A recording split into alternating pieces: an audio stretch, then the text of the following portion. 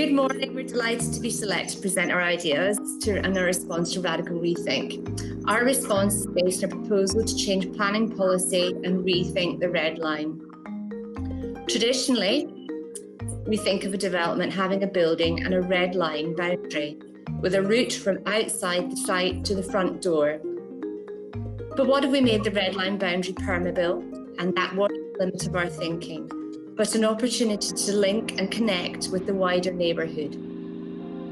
By sharing our external space and seeing it as an asset and making our boundaries permeable. For us, it's all about context, looking over the fence and understanding what our neighbours are, who our neighbours are, and what working with them, building on their and our best bits and helping out where they need a leg up. Our proposal is that new development must show a relationship with their context by providing improvements for local people and wildlife, specifically considering those within a 25 to 50% expansion of the boundary, creating a zone of influence. This percentage may vary depending on the scale of the site. A larger site could look at a larger zone of influence by an expansion of 50% beyond the site boundary, creating connected habitat corridors, integrated flood systems, addressing a lack of social or play space in the area, improving connections to the wider community spaces, expanding cycle routes. The list is endless. Or on a smaller scale, providing a much needed facility, for example, a shared outdoor meeting room, or promoting the ecological habitats in the area by providing the right foraging and roosting spaces for local specific species such as bat boxes and dark corridors for bats, or creating a local network of nectar-rich planting for local beehives.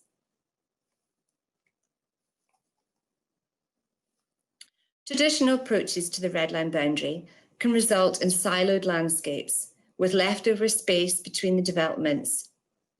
But by making the red line boundary permeable and expanding to a wider zone of influence, greater connections can be made physically, socially, and ecologically, enhancing the character of the space and the area. We are looking at a joined-up approach. What good can the development draw in from beyond, and what good can the development bring to the context? There's a lot of good out there. Connecting the dots is a lot easier than drawing a whole new picture. So when the planning policy is in the process of change at the moment, why don't we think radically about our red line boundaries? Whilst working with our neighbours and engaging the community at an early stage, we can establish what is special about the neighbourhood and enhancing and building on these qualities, a symbiotic approach. The next few slides are a case study based on a project in Edinburgh where we're working on at the Edinburgh Royal Infirmary. It is a mixed-use expansion to the Bioquarter site, creating Scotland's first health innovation district. This is an aerial photograph of the site with the Edinburgh Royal Infirmary here, and Arthur's Seat and Edinburgh City Centre over here. Our initial approach was to open up the site boundary and think beyond it in a wider scale.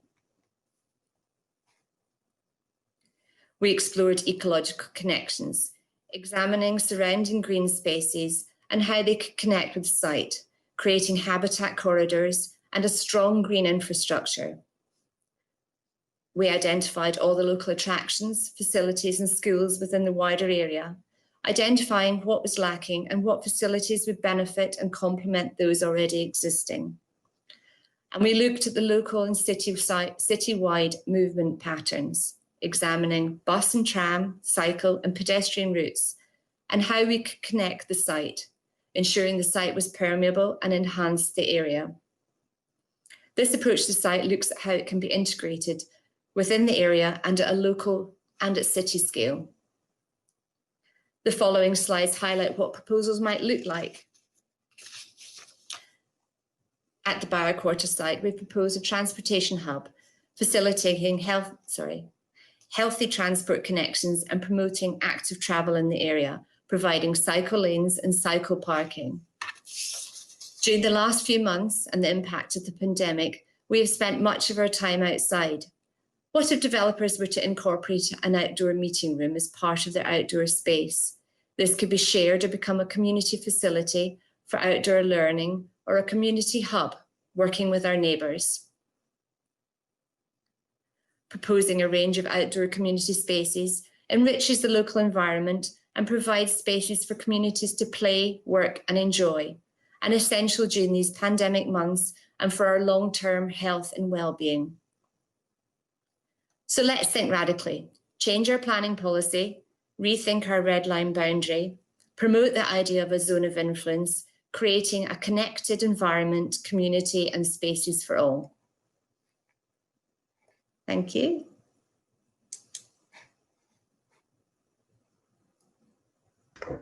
Hi, that's great. Okay, I'm now going to invite your sounding board onto the stage to give you their feedback. So here comes Tara Gbolade, the architect.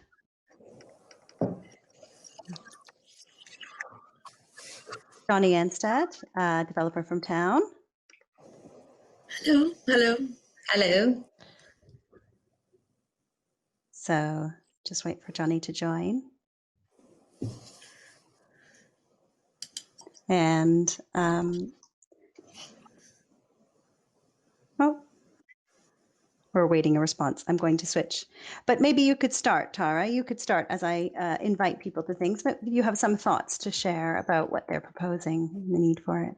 Yeah, no problem at all. Thank you so much for your presentation. It was really good. And it was great to hear your idea sort of succinctly across. So thank you very much for that. This one is actually dear to me because I completely agree in the concept of linking thinking beyond the red boundary, because we so much work in our little silos, whether that's size or development. So I think it's such a brilliant idea, first of all, to extend it.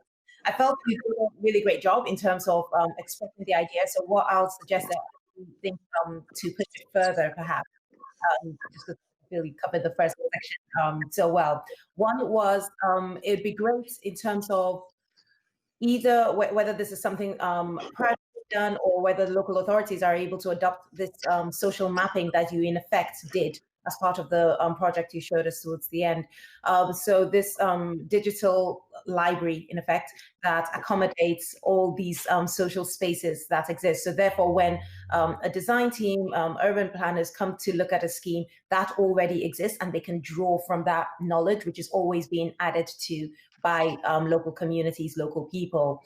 There's so many amenity spaces, including mine here, that's just not used. So I think actually development offering that up to accommodate things like outdoor meeting spaces or children's play is brilliant. And another thing I thought could be interesting was whether there's an opportunity for public engagement here. So actually when you do find a site or have a site with your red boundary, because you're already connected to these social activities and green spaces and these corridors that your biodiversity corridors that we're looking at, that actually perhaps this is an opportunity for the local people to get involved and say, actually, because we have children's play over here and we have outdoor meetings over here, this site will be ideal for X because we don't have it. So actually there's a potential for this co-creation aspect of what the site does. I thought it was brilliant. Thank you. Thanks very much, Jonny. Sorry, I'm just going to ping through and get all the feedback, and then I'll let you guys come back in. So, Jonny, I want to bring you in as a developer, especially because I think this speaks a lot to what developers are doing within and without, and on the edges of their. Hello, thank you, Tina and Lucy, and yeah, thanks, Christine. Well, I was just blown away by the Teenage Mutant Ninja Turtles slide. I just think there's way too little of that in the world at the moment. So that was my first thing that I just wanted to hats off to you for that. But yeah, I think it was great. Yeah, indeed. No, it was really good. As we know, there's developers work in silos. We get very obsessed by red lines. And the result is that one kind of site or one field or one small bit of land at a time gets developed in isolation of everything else.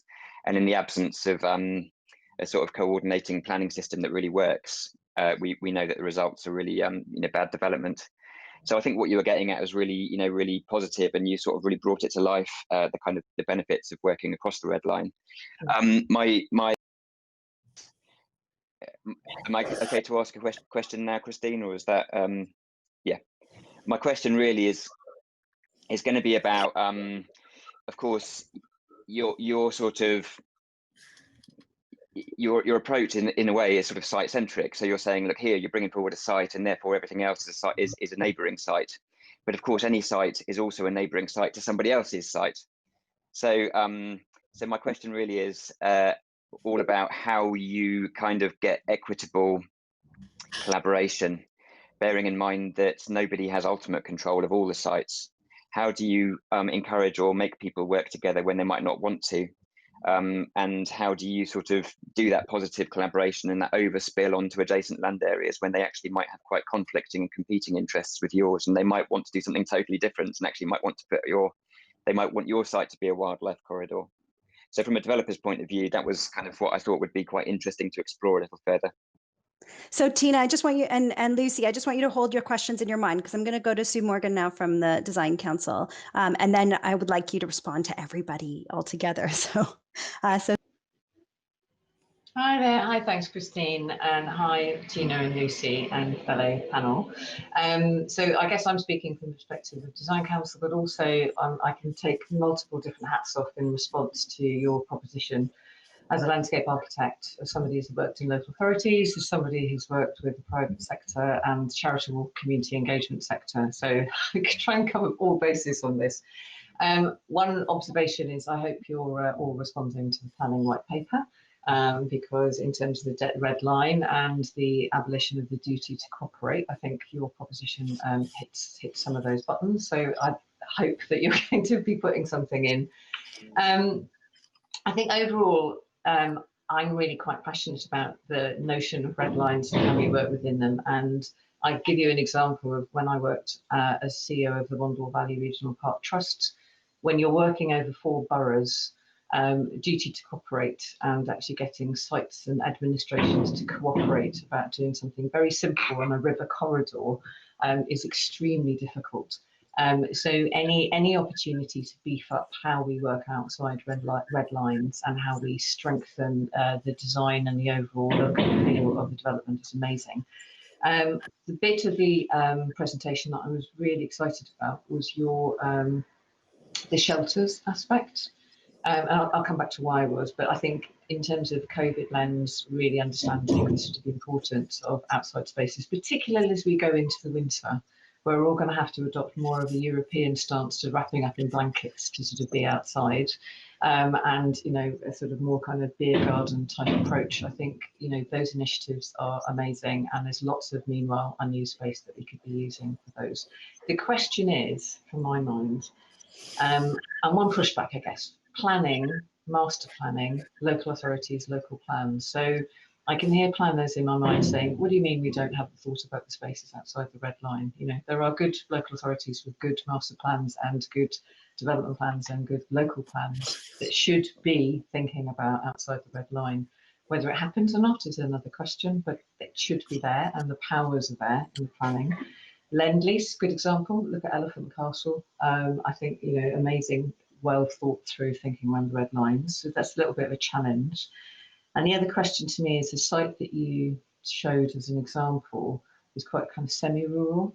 So where it gets tricky is land ownership in constraint urban sites, where you can have 4 different local authority departments owning small bits of land.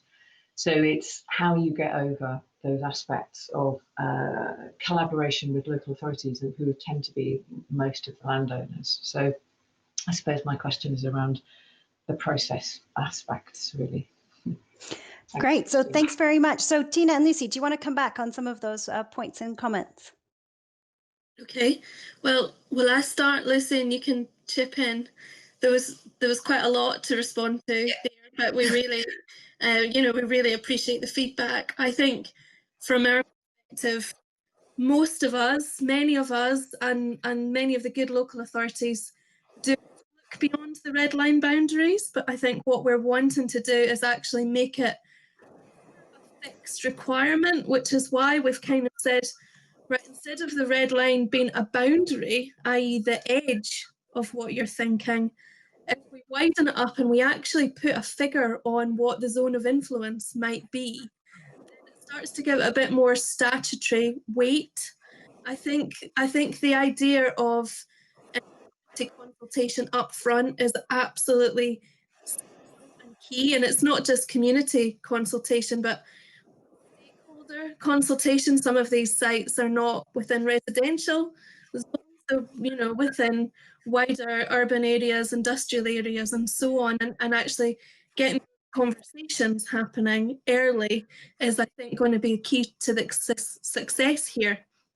Now, given that adjoining neighbours are already static consultees, so they're already involved in the planning process and being notified that there is a development proposed, why don't we try and utilise that better and get a conversation actually happening at that point, rather than, here's a notice. It's actually, here's the start of a conversation happening, which I think could be really interesting. So from our perspective, I think it's about, we recognise that there are changes happening in national planning policy.